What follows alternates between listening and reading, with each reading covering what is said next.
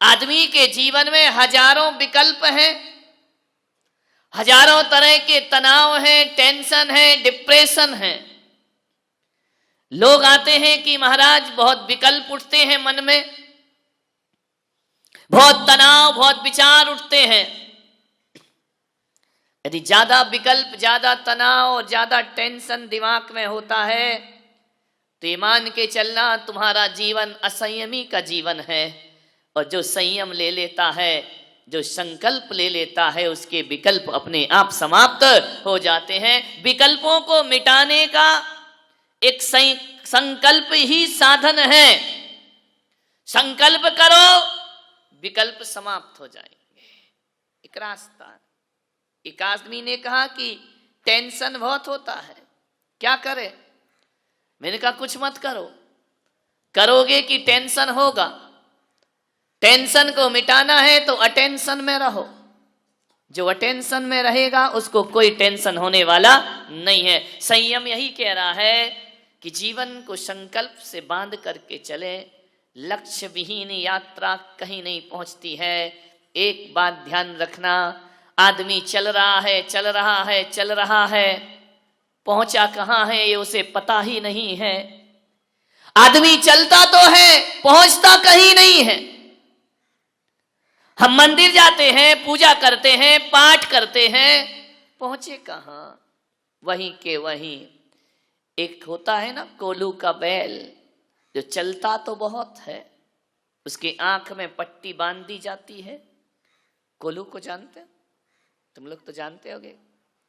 कोल्हू का बैल जो होता है उसकी आंख में पट्टी बंधी रहती है।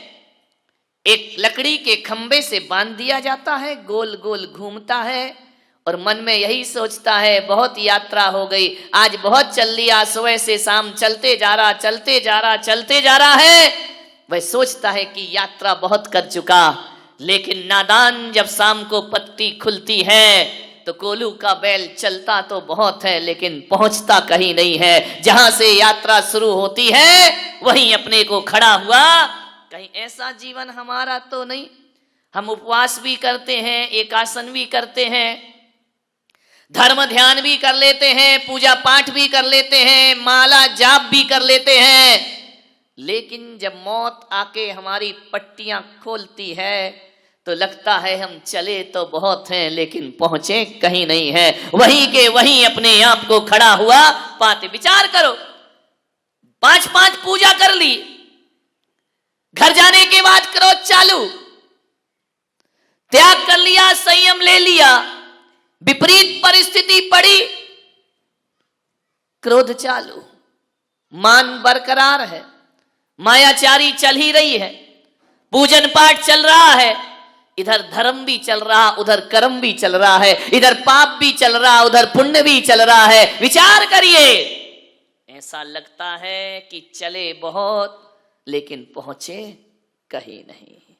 4 शराबी थे, ना जाने उनको क्या सूझी, आवाज सही कर, बोले चलो नौका विहार करते हैं। एक नदी में पहुंचे, नाव में बैठे चारों शराबी, चप्पू चला रहे हैं, पतवार चला रहे हैं। कहते कि रात पूरी बीत गई, सवेरा होने को आया, पतवार चारों ने बारी बारी से चलाई। कुछ देर, कुछ घंटे पहले शराबी ने चलाई, कुछ घंटे दूसरे शराबी ने चलाई, चलाते जा रहे, चलाते जा रहे हैं। एक शराबी ने कहा कि यार सुबह होने को आई, उतर के तो देख किनारा दूसरा आया या नहीं आया। शराबी उतरा, उसने देखा, बड़ी जोर से हंसा। अरे उसने कहा पागल तू हंसता काहे को है? दूसरे से कहा तू आके देख ले। वो उतरा, उसने देखा, वो भी बड़ी जोर से हंसा। 2 बैठे थे, दोनों ने कहा यार पागलो हंस क्यों रहे हो, बताओ ना अपना किनारा आया कि नहीं आया। तीसरा उतरा, वो भी हंसा, चौथा उतरा, वो भी हंसा, चारों ठाके मार के हंस रहे हैं। बोले हंस रहे क्यों हैं? बोले यार अपन ने पतवार तो सारी रात चलाई लेकिन नाव खोलना तो भूल ही गए। नाव तो अभी भी इसी घाट से बंधी हुई है, सारी रात चलाई नाव वही की वही खड़ी है, लंगर छोड़ना तो भूल ही गए, लंगर तो घाट से ही बना हुआ है। मान्यवर, कहीं ऐसा ही तो हमारी जिंदगी नहीं उन शराबियों की तरह। हम त्याग तपस्या सब करते हैं, मगर नाव तो घर से बंधी हुई है, नाव तो परिवार से बंधी हुई है, नाव तो हमारी संसार से बंधी हुई है। नाव नहीं छूटी, कहां पहुंचोगे? मेहनत होगी, पहुंचोगे कहीं नहीं। अपने अंतस को टटोलने का प्रयास करें। कितनी अनासक्ति बढ़ी, कितने पाप कम हुए, कितनी कसायों से मुक्ति मिली। ऐसा लगता है कि एक हाथी जब स्नान करता है, नदी में जाकर के नहाता है और नहाने के बाद घंटों स्नान करता है नदी में डूबकर, और फिर जैसे ही नदी से बाहर निकलता है, धूल पड़ती है, सूंड में भरता है और फिर धूल अपने ऊपर डाल लिया करता है। उत्तम संयम, ध्यान रखना। नहाना फिर धूल से स्नान कर लेना, नहाना धोना सब एक सा ही हो गया। मान्यवर, हम भी अपने जीवन में यही कर रहे हैं। संयम होना चाहिए। संयम एक बंधन है, लेकिन एक बात याद रखना, हर बंधन बंधन नहीं होता। कुछ बंधन ऐसे होते हैं जो मुक्ति में कारण बना करते हैं। संयम एक बंधन है, संयम इंद्रियों का बंधन है, संयम प्राणियों का बंधन है। संयम का अर्थ है अपने मन को बांध करके रखना। लोग कहेंगे चाहते तो मुक्ति है और बंधन की बात कर रहे हैं। कुछ बंधन मुक्ति में कारण होते हैं। एक बेल को यदि ऊपर चढ़ना है घर के ऊपर, तो उस बेल को किसी पेड़ के सहारे से बंधना पड़ता है, उस बेल को किसी लकड़ी के सहारे से बंधना पड़ता है। और जब वह बेल किसी लकड़ी का बंधन स्वीकार कर लेती है तो बेल नीचे नहीं जाती, बेल ऊंचाइयों को प्राप्त किया। एक बात बताओ, कुआं है, बाल्टी है, बाल्टी में रस्सी का बंधन है, ये बंधन उसका पतन है या उत्थान है? विचार करिए। जब वह रस्सी में बाल्टी बंधी रहती है और बाल्टी को जब कुएं में फेंक दिया जाता है और जब बाल्टी पानी में डूब जाती है तो रस्सी का बंधन डूबी हुई बाल्टी को फिर ऊपर लेकर के आ जाता है, उसे ऊंचाइयां प्रदान करे। ये संयम है। संयम माने रस्सी का बंधन। हमारा जीवन एक बाल्टी है, रस्सी एक बंधन है, और वही बंधन उस बाल्टी को ऊंचाइयों पर लाने में कारण बना करता है। मान्य आचार्य शांति सागर जी महाराज प्रथम आचार्य हुए, जिनसे श्रवण परंपरा चली है। बड़े उपकार हैं इस जैन समाज पर उनके। मैं तो कहता हूं कि हमारे पूर्वज, हमारे माता पिता के जो उपकार हमारे जीवन में नहीं होंगे, उससे ज्यादा उपकार आचार्य शांति सागर महाराज के पूरी समाज पर हुआ करते हैं। पूरी श्रवण संस्कृति पर उनके उपकार हैं। किसी ने आचार्य महाराज से पूछा कि सौगंध लेने की क्या जरूरत है, नियम लेने की क्या जरूरत है? क्या जीवन बिना नियम के नहीं चल सकता है? आप हर किसी को कोई ना कोई नियम पकड़ाते हैं, कोई ना कोई संयम दिया करते हैं, कोई ना कोई सौगंध दिया करते हैं, आप आंकड़ी दिया करते हैं, आप प्रतिज्ञा कराया करते हैं। क्या जरूरी है प्रतिज्ञा लेना, नियम लेना? ऐसे भी तो जी सकते हैं ना। जिंदगी को जीना है, जीते रहो। आचार्य शांति सागर महाराज ने कहा कि सच कहते हो, कोई जरूरत नहीं है नियम की, जिंदगी तो जी सकते हो। जिंदगी तो एक जानवर भी जिया करता है, जिंदगी तो एक पशु भी जिया करता है। जिंदगी जीना कोई बहुत बड़ी बात नहीं हुआ करती है। लेकिन उन्होंने कहा, जरा ये बताओ कि बिना नियम के जिंदगी चलती कैसे है? एक बात बताओ बारामती वालों, एक व्यापार करते हैं आप, दुकान चलाते हैं, उसके भी कुछ नियम कायदे होते हैं या नहीं होते हैं? एक नियम होता है कितने बजे दुकान खोलना, और कितने बजे दुकान को मंगल करना, यह भी एक नियम हुआ करता है। ग्राहक से कैसे बातें करना, यह भी एक नियम हुआ करता है। अरे कब खाना, कब पीना, कब सोना, कब उठना, यह भी एक नियम हुआ करता है। एक बात तो बताओ, आचार्य महाराज ने कहा कि बिना नियम के जिंदगी चलती कहाँ है। अरे बच्चे को विद्या अध्ययन करना है तो स्कूल जाने का भी एक नियम होता है और स्कूल से लौटने का भी एक नियम। बिना नियम के कैसे चलेगी जिंदगी। अभी 7 बजे से आपने पूजन अभिषेक की, यह भी एक नियम है, यह भी एक अनुशासन है। 9 बजे पूजन समाप्त, यह भी एक नियम है। 10 बजे तक प्रवचन, यह भी एक नियम है। एक बात बताओ, यदि दुनिया से ये नियम खत्म कर दिए जाएं तो दुनिया जीने के लायक ना बचेगी मेरे भाई। कौन कैसे जिएगा। माता पिता से कैसे व्यवहार, यह भी एक नियम है। बहन से कैसे व्यवहार, यह भी एक नियम है। भाई से कैसे व्यवहार, पति से कैसे व्यवहार। एक बात याद रखना, जो इन नियमों को तोड़ता है उसकी जिंदगी विनाश में कारण होती है, और जो नियम को पालता है उसकी जिंदगी उत्थान। कभी किसी नदी को देखना, नदी के बहने का भी एक नियम है। दोनों ही तट की सीमाओं में बंद करके बहा करती है नदी। एक बात बताओ, ये दोनों ही तट का बंधन लोगों को जीवन दिया करता है। वही नदी जीवन दान देती है और वही नदी हजारों का जीवन छीन लिया करती है। एक बात बताइए, जब नदी तट की सीमाओं में बंद कर बहती है तो जीवन दायिनी हो जाया करती है। जब तट की दोनों किनारों की सीमा और संयम को तोड़ती है तो वही नदी लोगों के सर्वनाश में। मुंबई देख रहे हैं क्या हाल है, क्या तबाही मची है, क्या अफरा तफरी मची है, पानी पानी हो रहा है। एक बात याद रखना, यही पानी जीवन है, यही पानी मौत है। एक बात याद रखना, उसी पानी से कीचड़ मचता है और उसी पानी से कीचड़ साफ भी हुआ करता है। आपके पैरों में कीचड़ लगता है पानी की वजह से, और आपके पैरों को साफ किया जाता है तो पानी। वही चीज जीवन है, वही चीज मौत है। जब कोई भी चीज समय से, संयम से ज्यादा हो जाती है, यहाँ पे डॉक्टर लोग बैठे हैं, दवाई जीवन भी है, दवाई मौत भी है। कितनी गोली खाना, कितनी दवा लेना, ये संयम है।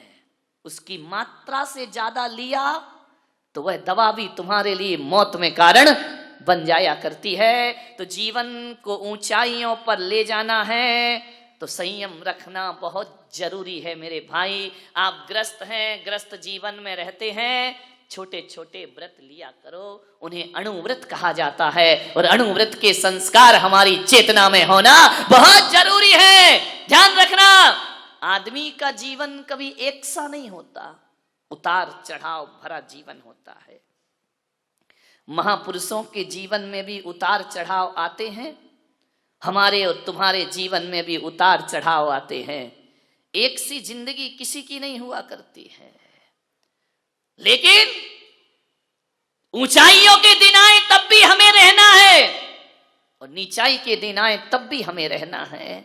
अच्छे दिन आएंगे तब भी हमें ही जीना है, देखना है। बुरे दिन आएंगे तब भी हमें ही उन्हें भुगतना है। ध्यान रखिए, यदि राम राजा बनने के दिन आए तो उसमें भी राम ही साक्षी बने, और वनवास के दिन आए तो उसमें भी राम ही साक्षी बने। सुख दुख दोनों को हमें ही झेलना है। संयम एक जीवन जीने की कला है। संयम एक ऐसी कला जो जिंदगी को जीने के रास्ते बताया करती है। आपको मालूम है, अष्टमी चौदस को जैनों में लिखा है एकासन करो, उपवास करो। क्यों लिखा है, क्या वजह है इसकी? ये 10 दिन एक टाइम क्यों भोजन करते हो? 10 दिन के उपवास क्यों होते हैं? आपको ये 10 दिन के लिए सफेद कपड़े पहना दिए गए, 10 दिन के लिए कहा कि चटाइयों पर सोने का अभ्यास करिए, 10 दिन के लिए आपसे कहा गया है बाजार का भोजन मत करिए, संकल्पित भोजन करिए, संयम का भोजन करिए, सादगी का जीवन जियो। मैंने सोचा कि ये केवल 10 दिन की बात नहीं, श्रावक के लिए तो अष्टमी चौदस को भी कहा है कि हरी मत खाना, अष्टमी चौदस को भी कहा है कि रूखा सूखा भोजन करना, अष्टमी चौदस को कहा है कि एक टाइम भोजन करना। महीने में 4 दिन, 4 बार आते अष्टमी चतुर्दशी, हर महीने में 4 दिन रूखा सूखा भोजन करो। महीने में 4 दिन डल्लप के गद्दे पर मत सो, महीने में 4 दिन जमीन पर सोने का अभ्यास करिए, महीने में 4 दिन श्रृंगार मत करो, सादगी का जीवन जीने का प्रयास करो। महीने में केवल 4 दिन। शास्त्रों में तो लिखा है अष्टमी चौदस को घर बार छोड़कर जिनालय में निवास करना चाहिए, भगवान के मंदिर में रहना चाहिए, रात्रि में जागरण करना चाहिए, सोना नहीं चाहिए। ध्यान रखना, अष्टमी और चतुर्दशी वाले दिन। मान्यवर, मैंने सोचा कि ये नियम क्यों बनाए गए हैं, इनका कारण क्या, इनका लॉजिक क्या है, तो मैंने इसी चिंतन पर पहुंचा कि भगवान महावीर ने कहा है कि सबके दिन एक से नहीं हुआ करते हैं। आज पुण्य का उदय है, करोड़ों की संपदा है, आज आपके पास पैसा है, ध्यान रखना ये जिस दिन पुण्य क्षीण हो गया उस दिन सब लुटने में ज्यादा देर नहीं। आपने देखा होगा हमारे देखते ही देखते कई लाखपति खाकपति हो जाया करते हैं, महलों में रहने वाले सड़कों पर। देखा नहीं सिंघानिया का जीवन, इससे बड़ा उदाहरण क्या होगा। महलों में रहने वाला सड़कों की खाक छानते फिर रहा है। मान्यवर ध्यान रखना, जीवन बदल जाएगा। बहुत ऐशो आराम का जीवन जिया, अब जेल की हवा खाओ। ध्यान रखिए, बहुत डनलप के गद्दे पर सोए, अब जेल की दरी मिलेगी, जेल की एक चादर कंबल मिलेगी, गुजारो जिंदगी। अब आंसू क्यों, अब रोना क्यों, अब माफी क्यों, अब सिसकना क्यों। विचार करिए, काश महावीर की साधना कर लेता तो आज ये दिन देखने की जरूरत नहीं पड़ती जिंदगी में, महावीर का संयम ले लेता। भगवान महावीर ने कहा कि ग्रस्त हो 4 दिन सादगी के गुजारो, 4 दिन सिंपल रहो, 4 दिन ऐसा जीवन जियो जैसे साधु संतों का जीवन होता है। मान्यवर, इसलिए कहा कि ये पुण्य जिस दिन क्षीण हो गया और ये 4 दिन जो महीने की आप साधना करेंगे, 10 दिन पर्युषण की साधना करेंगे, तो कम से कम आपको इतनी आदत तो पड़ जाए कि जब डल्लप का गद्दा बिक जाएगा तो हमको चटाई में भी वैसी नींद आएगी जैसे डल्लप के गद्दे पर नींद आया करती है। आज तुम्हारी थाली में 10-10 प्रकार की सब्जियां हैं, रोटी है, कल ये छिन गई तो जब रूखी रोटी खाने के दिन आएंगे ना तो जिंदगी बोझ नहीं लगेगी मेरे भाई, ज्यादा सुविधा भोगी जीवन जियोगे और जिस दिन सुविधाएं छिन जाएंगी उस दिन सिवा आत्महत्या के कोई रास्ता तुम्हारे पास नहीं। तुम्हें लगेगा कि मर जाओ ऐसे जीवन से, लेकिन यदि ये साधना कर ली, ये 10 दिन की साधना, आपने रंगीन वस्त्र छोड़े, सफेद वस्त्र धारण किए, मान्यवर आज की साधना बुरे दिनों में बहुत काम आया करती है। इसलिए बारामती वालों, मैं आपसे निवेदन करता हूं कि महीने के 30 दिन 30 रात आप घर में बिताते हो तो हर महीने एक नियम करो कि एक रात किसी तीर्थ पे जाके धर्मशाला में भी बिताने की साधना करेंगे, आसपास के तीर्थों में एक रात जरूर बिताएंगे, क्योंकि जब महल छिनेगा तो धर्मशाला बहुत काम आएगी तुम्हारे, ध्यान रखना। मान्यवर, आपसे निवेदन है, एक दिन रूखा सूखा खाओ, ना छिने पुण्य। कल ऐसी बीमारी लग गई कि आप फिर तला हुआ नहीं खा सकते, तो अष्टमी चौदस की साधना तुम्हारे बहुत काम आएगी। ये संकल्प, ये संयम बुरे दिनों में हमारे जीवन में बड़े काम आते हैं। महीने में 4 दिन ब्रह्मचर्य की साधना करो, महीने में 4 दिन रस परित्याग का जीवन जियो, तो ध्यान रखना उतार चढ़ाव की जिंदगी में भी जिंदगी संभल करके चलेगी। फिर आपको लगेगा, आज आप देख रहे हैं हम लोग यहां पर हैं, यहां चातुर्मास हो रहा है, मेरे कमरे को देखना। कई लोग तो मुझे कम देखते, कमरा ज्यादा देखते हैं, क्या लगा है, क्या सजा है, क्या दरबार है। ध्यान रखना, विचार करना। आज यहाँ है तो उस कमरे में हम रुके हैं, कल बिहार होगा तो टूटे कमरे में भी रात गुजारने की ताकत रखा करते हैं। ध्यान रखिए, टूटे स्कूलों में भी रात गुजर जाया करती है। आज सुविधा है, कल नहीं रहेगी। साधु तो सतत बिहारी है, साधु तो एक जगह रुकता ही नहीं है, बिहार करते रहता है। तरह तरह की सभ्यताएं देखने को मिलती हैं, तरह तरह की संस्कृति देखने को मिलती है, अजीब अजीब भाषाएं सुनने को मिलती हैं। जहां जाओ वहां की अलग अलग सभ्यता है, अलग अलग संस्कृति है। एक साधु को अपना जीवन ऐसा ढाल लेना चाहिए कि जहां जाओ जैसा देश वैसा भेष बनाने की। ये संयम का फल है मेरे भाई, ध्यान रखना। अच्छे भी लोग मिलते हैं, बुरे भी लोग मिलते हैं, आरती उतारने वाले भी मिलते हैं और गालियां देने वाले भी मिलते हैं, अर्घावतारण वाले भी मिलते हैं और असी प्रहारण वाले भी मिलते हैं। ध्यान रखना, जिंदगी है, सब जगह एक साथ थोड़ी होगा। आज जो बारामती का वातावरण है, जरूरी नहीं कि आगे ऐसा ही वातावरण मिले। हर हाल में जो खुश रहना सिखाता है वो उत्तम संयम धर्म हुआ करता है। हर परिस्थिति में आनंद है, ध्यान रखना, इसका नाम संयम है। यदि ये संयम हमारे जीवन में आ गया तो बताओ मेरे भाई, इससे नुकसान कौन सा है? 10 दिन तुमने यदि रात्रि में पानी नहीं पिया तो एक संकल्प किया है अपने आप की क्षमता को जानने का, उजागर करने का। हमारे अंदर अनंत संभावनाएं हैं, संयम उन संभावनाओं को उजागर किया करता है। आचार्य शांति सागर महाराज से बोला गया कि महाराज, कोई जरूरी है कि हम सब आपकी तरह नग्न हो जाएं, आपकी तरह महाराज बन जाएं? क्या जरूरी है? महाराज ने कहा कोई जरूरी नहीं है, ध्यान रखना। लेकिन आज इस पंचम काल में हम धर्म का और मुक्ति का बीज बो सकते हैं। और यदि आप संयम साधना कर रहे हैं तो ये समझना कि हम धर्म के और मोक्ष के बीज बो रहे हैं। एक बात बताइए, विचार करना है आपको।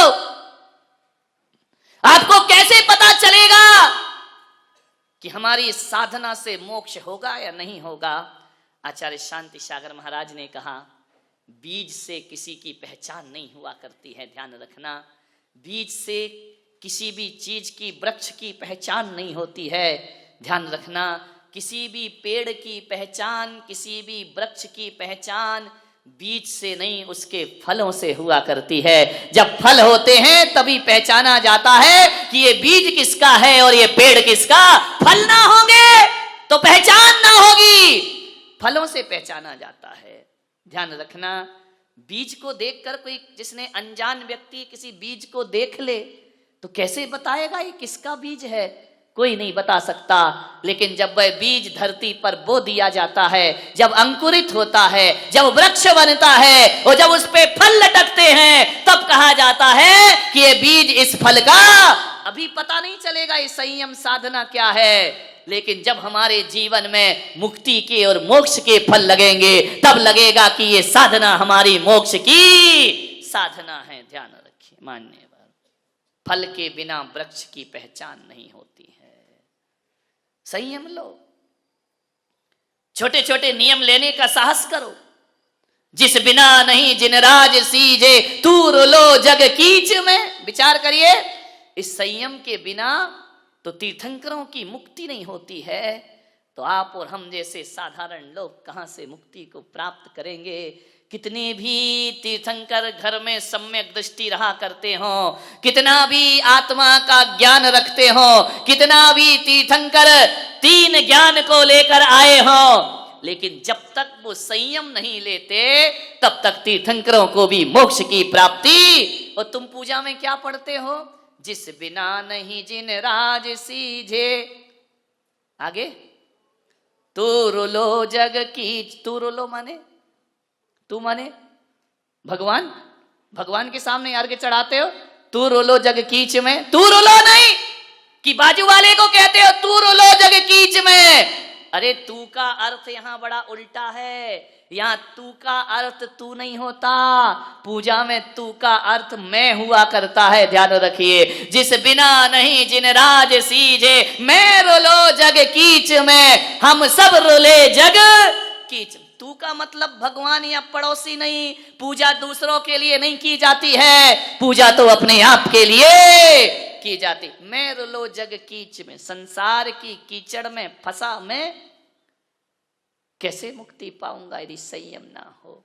एक बात ध्यान रखना, दुनिया में सबसे ज्यादा शक्तिशाली यदि कोई होता है तो चट्टान हुआ करती है, लेकिन भगवान महावीर कहते हैं चट्टान से भी ज्यादा शक्तिशाली धरती पर कोई होता है तो वह लोहा हुआ करता है, जो चट्टान के टुकड़े टुकड़े कर दिया करता है। लोहे से भी ज्यादा शक्तिशाली कोई है तो लोहे से भी ज्यादा शक्तिशाली अग्नि हुआ करती है, जो लोहे को गला के पानी बना दिया करती है। अग्नि से भी ज्यादा शक्तिशाली कोई है तो अग्नि से ज्यादा शक्तिशाली पानी हुआ करता है, जो धधकते हुए दावा नल को बुझा दिया करता है। पानी से ज्यादा शक्तिशाली कौन है? तो पानी से ज्यादा शक्तिशाली कौन होगा? कौन होगा पानी से ज्यादा शक्तिशाली? बोलिए।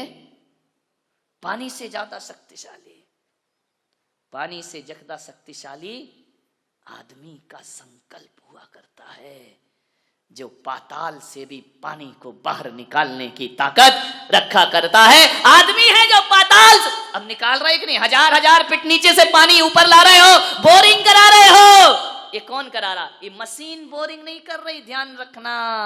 आदमी की प्यास और उसका संकल्प पानी को पाताल से खींच करके ले आए। यदि प्यास गहरी है, आप ये मत सोचो कि मशीन से बोरिंग होती है, आप ये मत सोचो कि किसी उपकरण से कुआं खोदा जाता है, आप ये मत सोचिए किसी ताकत से पानी का स्रोत पैदा किया जाता है। मेरे भाई, ना तो मशीन से पानी बाहर आता है, ना खुदाई से पानी बाहर आता है। यदि पानी को कोई ढूंढता है तो मशीन और यंत्र नहीं ढूंढते, भीतर की प्यास पानी को खोजा करती है। यदि प्यास है तो पानी है, प्यास नहीं तो पानी। प्यास बहुत गहरी, यदि आपके अंदर परमात्मा की प्यास जगी है तो ध्यान रखना, इस कलयुग में भी परमात्मा जरूर मिलेगा।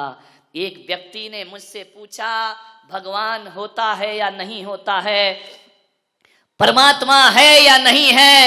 मैंने कहा परमात्मा की छुट्टी कर, परमात्मा को देखने की तेरे पास आंखें हैं या नहीं हैं? यदि आंखें हैं तो कलयुग में भी भगवान हुआ करते हैं, और आंखें नहीं हैं तो साक्षात भगवान में भी भगवान के दर्शन। आंखें हैं तो पत्थर में भगवान है,